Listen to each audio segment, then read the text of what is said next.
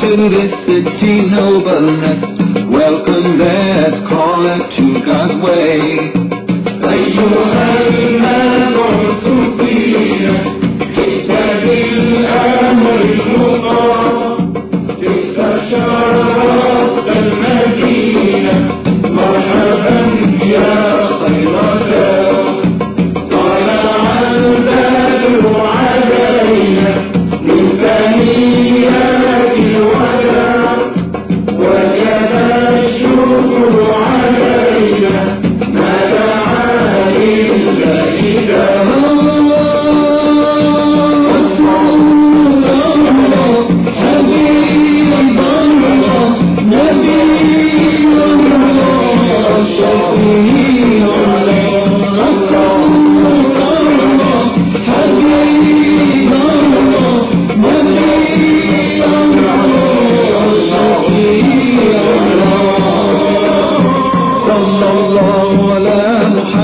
صلى الله عليه وسلم صلى الله على محمد صلى الله عليه وسلم تعالى البدر علينا من ثنيات الوداع وجب الشكر علينا ما دعا لله دار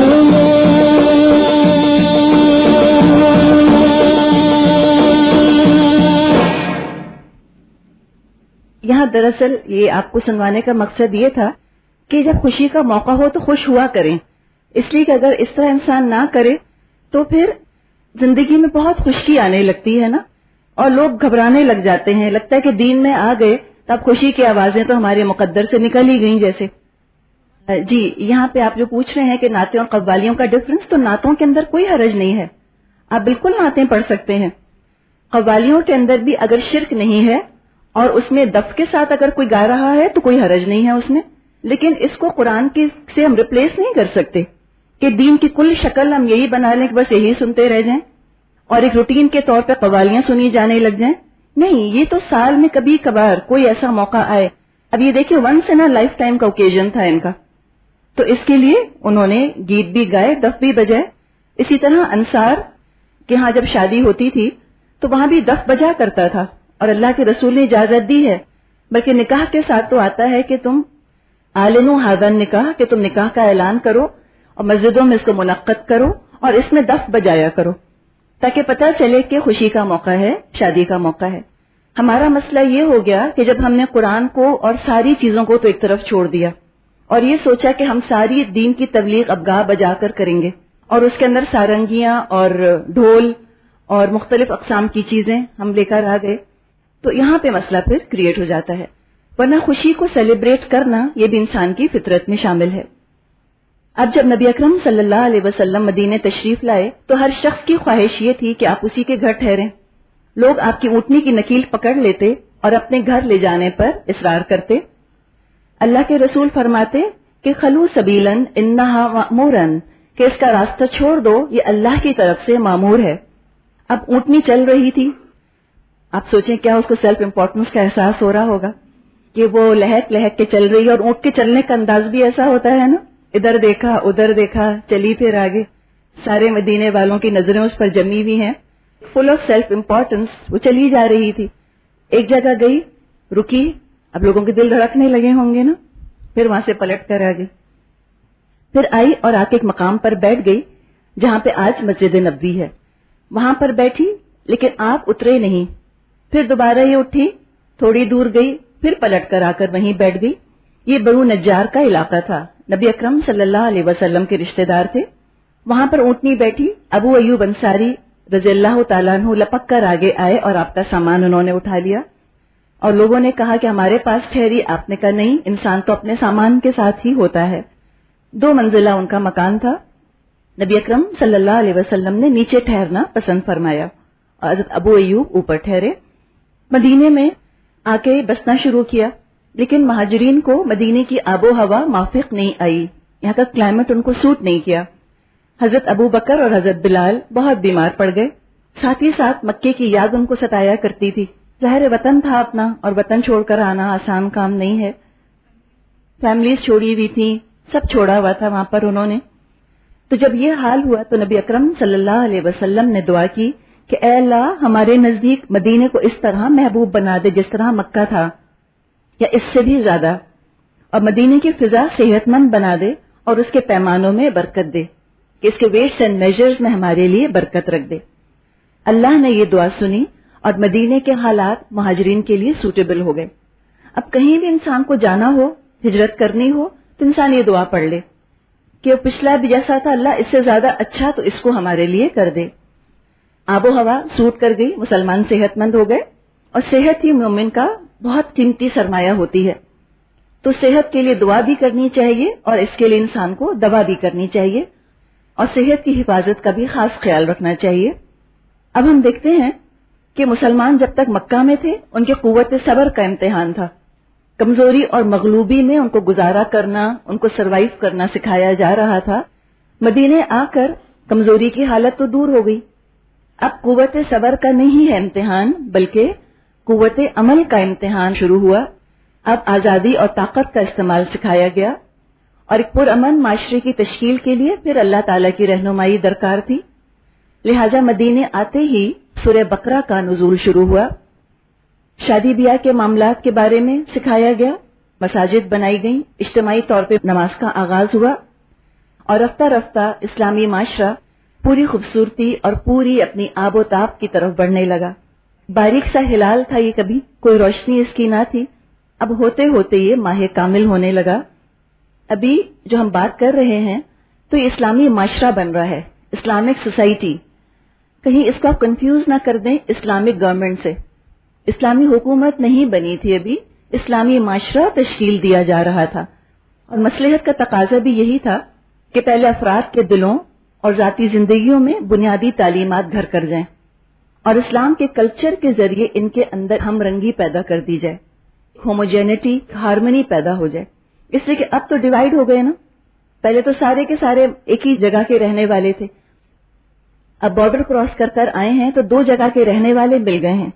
कल्चर डिफरेंट, पसंद और नापसंद उनकी डिफरेंट, उनकी रस्में, उनकी रसूमात बिल्कुल मुख्तलिफ, सोशल लाइफ का अंदाज मुख्तलिफ, खुशी गम मनाने का तरीका मुख्तलिफ। तो अगर ये कल्चरल डिवीजन रहे तो उम्मत नहीं बन सकती।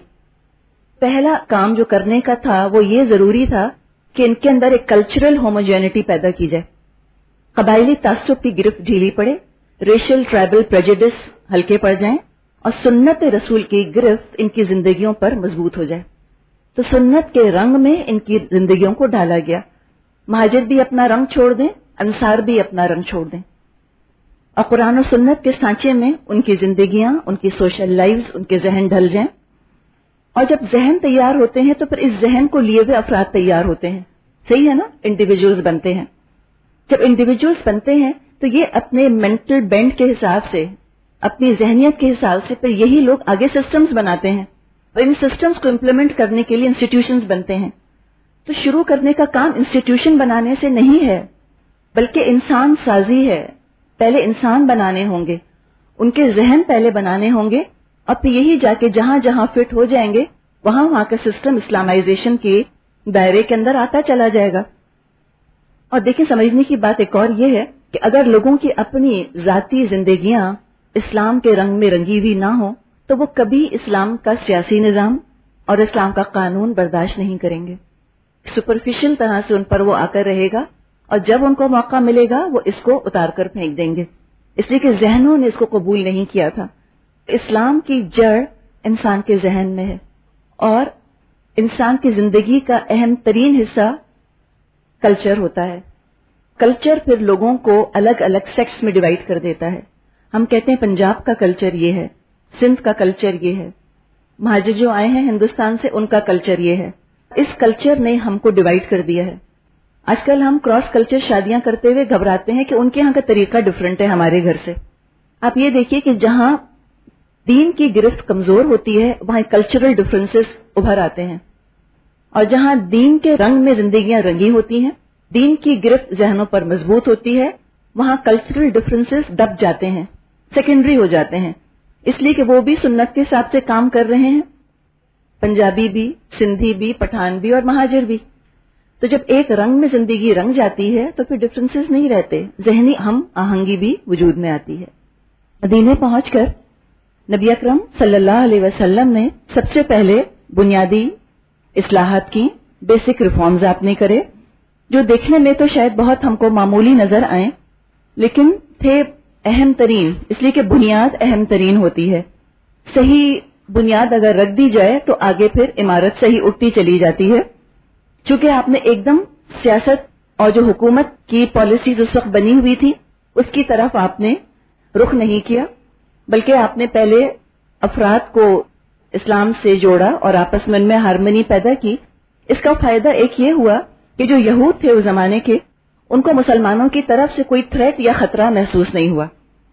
انہوں نے سوچا کہ ٹھیک ہے یہ ہمارے ہی ہیں، اس لیے کہ بیت المقدس ہی کی طرف رخ کر کے نماز پڑھنے کا بھی حکم تھا، تو یہود کو بھی یہی احساس ہوا کہ یہ ہمارا ہی کوئی ایک فرقہ ہے، جیسے ان کو کوئی کسی قسم کا بہت زیادہ تھریٹ یا خطرہ اسلام سے محسوس نہیں ہوا۔ اور جب لوگوں کی ذاتی زندگیوں میں اسلام کا رنگ نمایاں ہونا شروع ہوا اور اسلام کی اجتماعیت کا رنگ نکھرنا شروع ہوا تو یہ بات بھی ان کو لوگوں کو خود واضح ہوتی چلی گئی، جس کو ہم کہتے ہیں نا کہ تجربے سے پتہ چلتا ہے۔ جب عملی طور پہ اسلام ان کی زندگیوں میں آیا تو اس سے ان کو پتہ چلا کہ کیسا اتحاد اور اس سے کیسی برکت پیدا ہوتی ہے، زندگی کتنی آسان، کتنی زندگی ہلکی پھلکی ہو جاتی ہے، اور آخرت جو کہ ہر مسلمان کی منزل ہے اس کی تیاری کے لیے انسان کے پاس کتنا وقت نکل آتا ہے۔ تمام زندگی کی ریکوائرمنٹس فلفل کرتے ہوئے، لوگوں کا حق دیتے ہوئے، خوشیاں غم مناتے ہوئے بھی بہت وقت بچ جاتا ہے لوگوں کے پاس کہ وہ اپنے رب کی صحیح طرح سے عبادت کر سکیں، اور یہ کام تو خود بھی عبادت ہی میں شامل ہیں، اور آگے اپنی جنت کے لیے اعلیٰ درجے حاصل کرنے کے لیے بہت انسان کے پاس فرصت اور وقت نکل آتا ہے۔ لیکن جتنا بھی یہ کام ہم دیکھتے ہیں یہ سارا مرحلہ کوئی ایک دن میں یا کوئی ایک مہینے میں طے نہیں ہو گیا، اور نہ ہی یہ کہ سارے لوگ اس بات پر خوش تھے کہ مدینے والے مل جل کر رہیں۔